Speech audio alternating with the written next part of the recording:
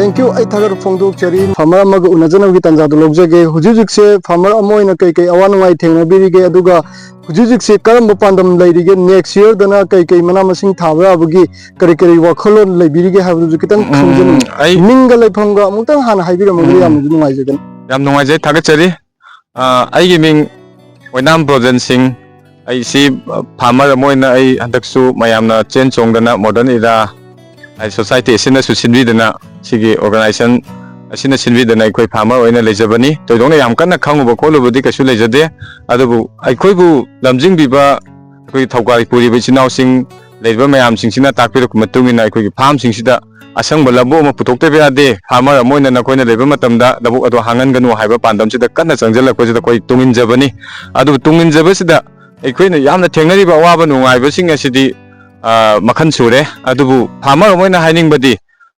3 hours haibatare, right time, right place, right seat, asi never. Yamaru ebase. Haidi koina thagadu pambi singse, koina mayamna ai lokon si am phare hangam aduda haibi riba mayam singse. Cham chamna ta nomodo orekiba nate. Madam di asaba matam pambi si am tenba duration oiba. Aduga mathangi koina crop si amuk anda tharpa atopa phau pambi langna na hona kon tamda atin matam khaki oibanina hangam hai pambi sidi yam thuna mongon boost up the holder gadi yada maram oibanina aikoina magi darka leba input singse fertilizer oiro aduga pesticide oiro insecticide oiro matam chana pi hogda gadi akoi yada banina aikoina hygienic ba aina hygienic badi matam chana ising chanbiba matam chana maru thabiba matam chana lokpa sina khoigi khwaidi harauba nungai bado aroba matam da oiduribani adu hojik thengnariba awaba singse hantak je haina akoi kitang thengnasu thengna ising se phangdi phangki adu pambi singse da maru oina farmer khuding makta da koi awareness amasu darka yam lei maramdi pambi singse siyongna farakpa matam da sumaina aigi farena mayamna singthabiba ataisu ai phabasing su jam thaga chaningi maru khaktang leibak ta taraga yaba nataba aduna aikoina kari leiribage pambi singna kari requirement oiribage habise yam maru oeba aduga nakalamam da koina labukta har chaisan biramaga hida kapiramaga hangam ising thabiramaga phagani haibasu ai haijaning de maramdi hangam haibase yamna pollination darka leba potneba masai da koina jiba ma oiriba haying khoise masina tongduna pollination je to birabadi akoi marusu changoi doribaneba maramaduna koina jiba singje hatnabagi dam chemical oiba aikoigi synthetic chemical haitare synthetic pesticide haitare chemical se ai copy gano haiba apple se ai yam kana tawjaningi maramdi chemical je kapu matamda sona koi wahik takta na efit haitare ko efit wahik se takta na bidam ta copy ba hidak sing se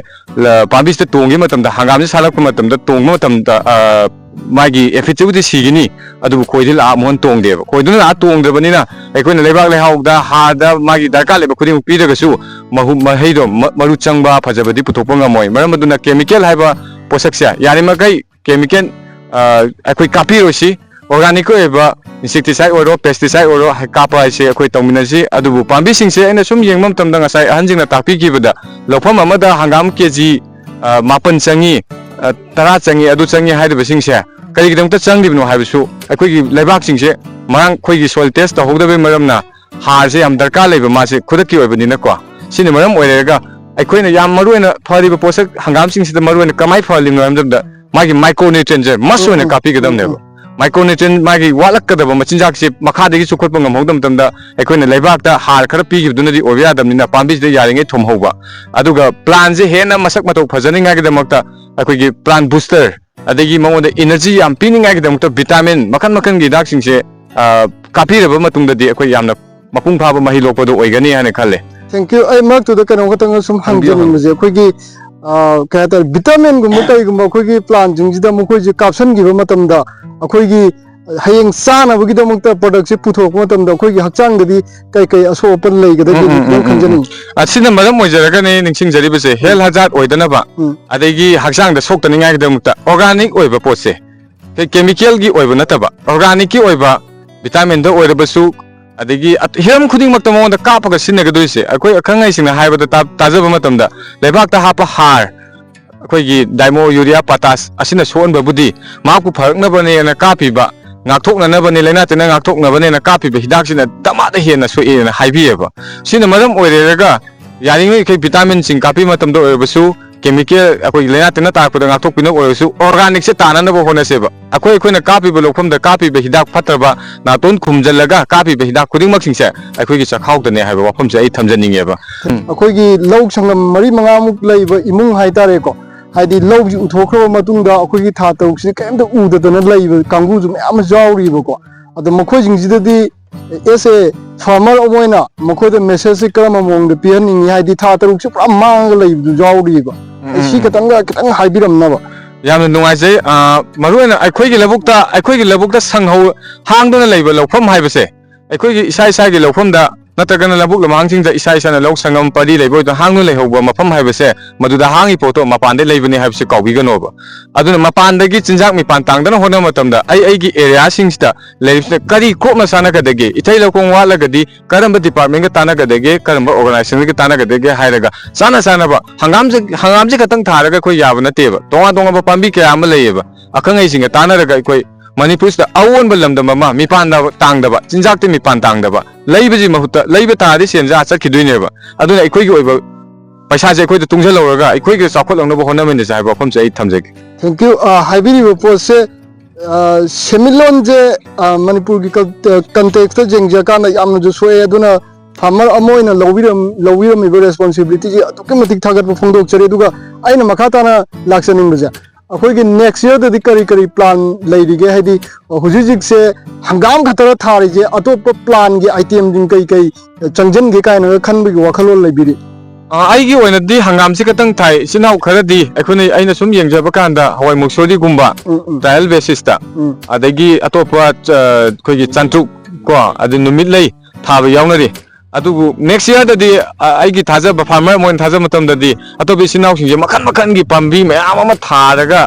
thank you आई थागरो फोंदोक चरे खोइ lump जिदि याम हांगनदि उइबको जगह मफम Jinja अदो मखोइ जिंजिदि कई तौनिंबगी तहुनिंबगी अपाम्बा लै कमाइना तौकनी हाबदु कितंग थम्बिरम तसेंबगिदि अखोना लबुक से हांगलरोइसि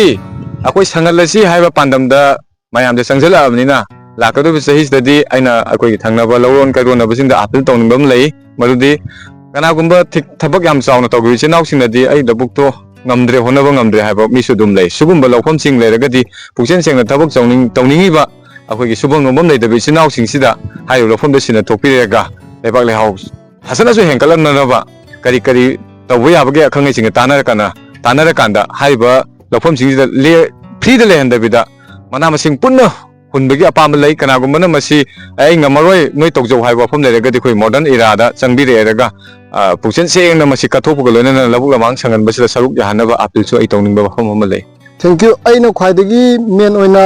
हाइजेनिंग जे modern era जे मफम cry जगह दा लैबिगे मागी ऑफिस से करम जगह नो हाबदु कितंग पन बिरम न मॉडर्न इरा से बिष्णुपुर डिस्ट्रिक्ट की मनुंग चन लैबा खोइ ओइनाम हाइरिबा अखोइगी मफम जगह सिदा अखोइ ओइनाम बाजार सिमक्तदा होजे जे एटेम बुट की मतक एटेच तौरगा Sanalepa organic farmer producer company गा हाइबा ऑफिस से एटेच तौरगा लैबनी आइना आई थमजग थैंक यू सिदा चमम नबा नुवाय तबा फार्मर अमना लौगदबा रिस्पांसिबिलिटी गे दु सिदा दुम ला कान तानम मिननबगी तंजा दु लौबियो नाइ जेंबिरिबा बियो कुरिमक दु हाइजगे अखोइगी पोथोक सिदा लैनबा हाइतारे को फार्मर अमोइना हाइदी हंगाम थाबो ओइगेरा अदगिदी एनी अखोइगी मना मसिंगी आइटम जिंगे थाबो मतम ग्रोथ एना लाकनबा हेना चाथोक हेना पुथोकनबगी दं करी तौबुदी मथौक होय ngसाइंदगी अखोइ मयाम सु हाइजगरे इसिंग फंगबा हार मतिक चाना पीरबा विटामिन मतिक चाना पीरबा मतम सिदा मसिदगी हेना अखोइना तौगदबा अम खतंग वाली मदुदी थवाइ पाम जीवा म ओइना अखोइना बी से हयिंग खोइ से खोइ कनबी मथौक ताइ मरमदी एग्जांपल ओइना अखंgai जिना तापि मतुंग इना हंगाम सिदा खोइसिना वान्स तोंगी मतमदा हंगाम सुदा नुंसितना पोलिनेशन तौबा अदुदगी बी न पोलिनेशन तौबने हेले हाय माक तोंदिंगे मतमदा अखोइना लोकदबा नुंसि खतना पोलिनेशन तौरकान फंगदबा चाथोकसे केजी 100 नेन खलसेबा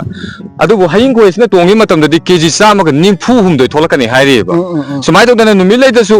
खोइसिना तोंगिबा मतमदा हाना केजी 100 थोंबदो केजी 10 ग हुमदोय अमसु हेंकलागा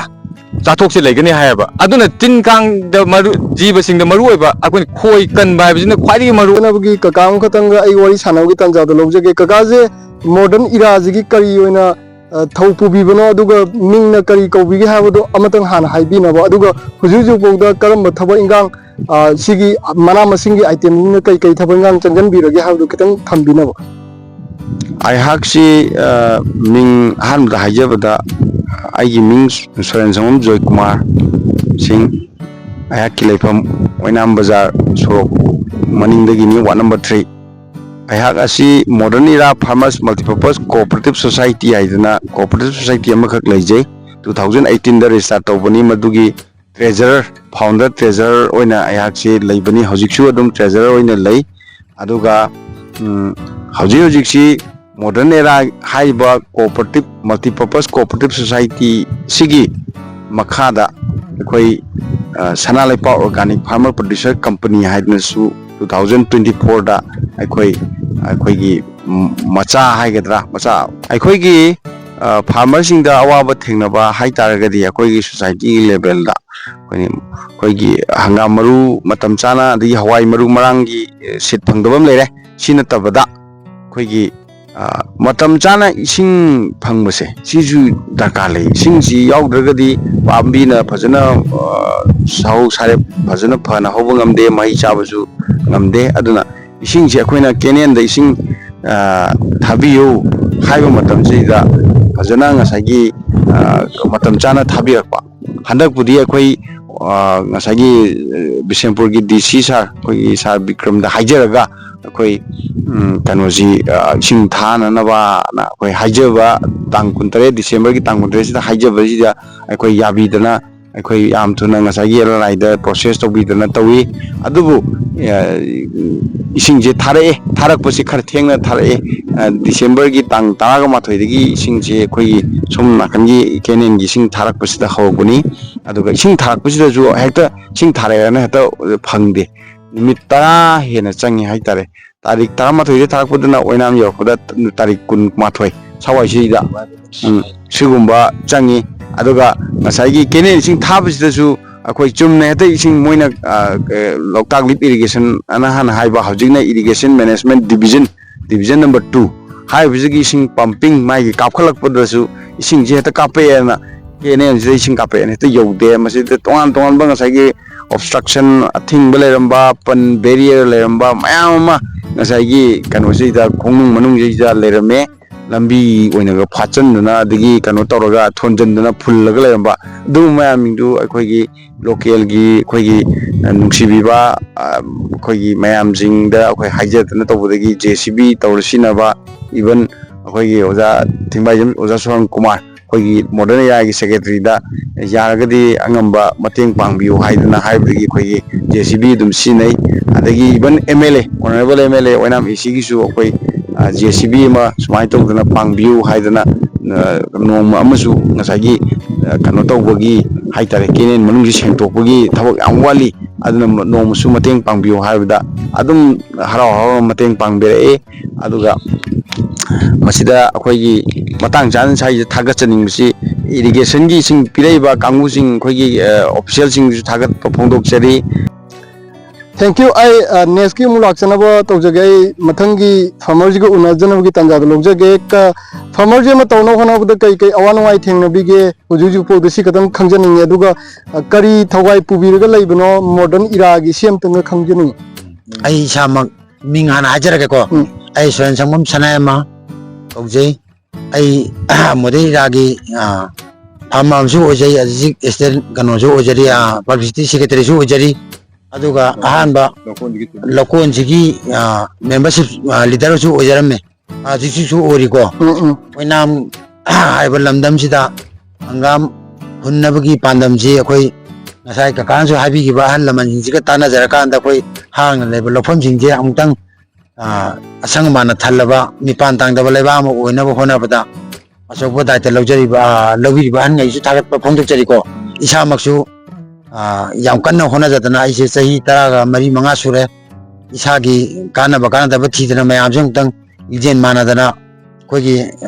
hang le ba lofam jing je maru marang tha dana निपान तांदना हिंबा लेबा म ओइना बखना बदा सबो दाते लग्जरी लोनेना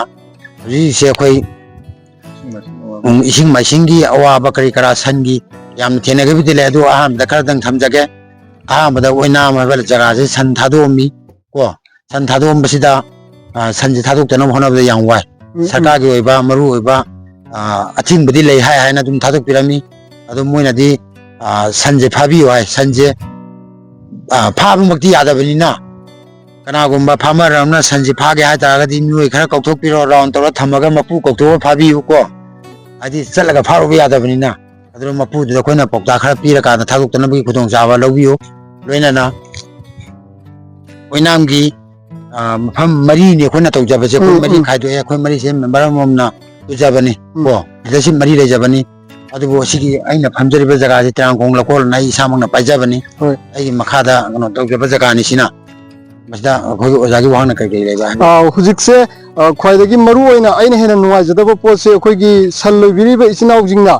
फार्मर जिंग जिबु नुंसिबिदुना हाइ तारेको सनजे मतांग मतम चाना जुमदा लौक्सन बिउ अदुगा फार्मर जिंग जिना तौरिबा थबक थौगाइ जिंग जिदे हेना पुनिंग थौगत पिउ पुनप पुन्ना ज्ञान तामिना जेन आइगी सातेगी हाइजगे अदुगा संदो दुमाइना कानगा फाओ कानगा अखोइगी नुआइतबा हाइदि लेकाइनागा कममाइन तौबदी थेंनबिगे खितंग अदुजु खितंग खंजनिंग भाइ ता अदुम बजु खर लइए आइजे आहार म हौदोपदि याम वाइए ओइना ममा कोइ संजाबुंग लइएबको संजाबुंग जिदा थाबिबे यादबरा कानदगा खनाबु याम यावेबको अदुदा आइमोंदा नुआइतबा लइ सन होगलुबगी नुआइतबको मोइना आइमोंदा साउनिंगबा फावबा हाजि खोबुदा साउबु यावी अदुबु साउबिगनु नखोइ अखोइना तरिबा थबकसे सोसाइटी की येंबिरगा नति लेबाक्सी की येंबिरगा साउबा लेबिरमुजु थादोक पिउ कोइ अमत ओइबो वाखलोंदा पुनमिनरगा औ अमत ओइबो वाखलोंदा लैमिनरगा आइगी वाफम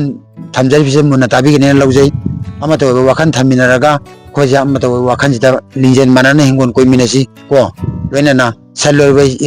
सनबुसिंगदु जाने हाजनिंगबसे थौरी खर लेरगा पुनबिउ चौ लौबा याम तमदा लौबिउ को अदु नतना थादोकपगी कनोसिम थादोक पिरो संजाबुंगदा थाबिरो सन थादोकपसिना अखोदि याम सोले लंबीदा नतना अदगी असंग अमान करिग्रा को याम पल्लेबा जि ओइनामदा सन सुवा फादबा मपु खरजु लेकोइना खंजै मसी अथु मतमदा फाजन बिदुना अदै मयामदा अयत पिबिगनो हाइबो वहमजिंगो थमजै थैंक यू आई थागर फोंदोक्सरे दुगा संगजलाइबो खोंथांग जिंजु जेंबिरिबा बियर खुदिमुदा आइना हाजनिंगु पोसे था तरुमना लौरोक पंथा लोइगबो मतुंगदुदा लेमहौरिबा था तरुक्सि अमजु मु अखोइ मना मसिंग थारगा पोथोक्सि मिपान तांगदना पुथोक्सगेना हाइबदुगी वाहाइदुनि हुजिक फार्मरजिगी वारोन ओइना थमजरिबो पोसे सिदा पीपल खुदिमंगनाजु अखोइ मिएंग चंगमिनाजि हेना चौखटपा अमा पुरमिना जिन आइगी साइडगी हाइजगे थैंक यू आई थागत फोंदोक्सरी मथंग इतैमा अमगजु उनजनबगी तांजादो लौजगे फार्मरजिगी इतैमगी मिंग हाइपदंग हाइबियो अदुगा जगाजे अखोइना फार्मर अमोइना थेंगनाबिबदा कई कई अवानुंगाइ लैगे अदुगा हंगाम खक्तरा उरिजे अतोपा आइटम जिन कई कई कमाइना तौबिरी हुजु पो हाइबदो खतंग खंजनिंगे आई ओइनाम दगिने अदुगा ओइनाम 1 नंबर 4 इनाम बाजार मखा दगिने अदो माइबम पुनिमासी दई हंगाम जे मोइ इचा इनाउ मयाम न तौदना आई जे मरु जे मोइना पिरागा इना हुंजबनेबा अदैदा हुजी हंगाम जे संगबा लाकने अदो फोटो नंबा लैसाबी मचा पाखंग मचा सिंगना फोटो नंबा मरक चंगबदो खरा नुंगाइजदबा नेखा अदो संगबा लाकजबने अदो मोइ इचा इनाउ मयाम लैरमदना उनबगी तंजा जे फंगजरे अदो इतैमा लास्टली करोंतंग हंजनिंगबजे अखोइगी मना मसिंग जिमा थारकांदा सौरकपगी नुवाइबा अदगी मुक थानब होनरकबदा वारकपजिंगजु खतंग पनबिरमनबा थानबगी हारोगदी याम वाइको अदुगा चाउरकपगी तंजाजिदा मो खोइ इसिंग जिमु खरा नुंगाइतबा तंजाजे अदो हुजिदे इसिंग मोइना थाबिरक्तना खरा नुंगाइरे अदो फजना मही लोकदौरे अदो मही जे खरा चारने खले थैंक यू हेना चौखटपा अथवा मथंगी सहिदि हेना पोथोक हेना अखोइ सेमिलोन जिजो दुकि मतिक सोए अदुना सेमिलोन अफाबदा अचौबा थौदांग लौबिरमिबा फार्मर खुदिंगपु आइगी साइडगी थागतबो फोंदोक्चरी थैंक यू सो मच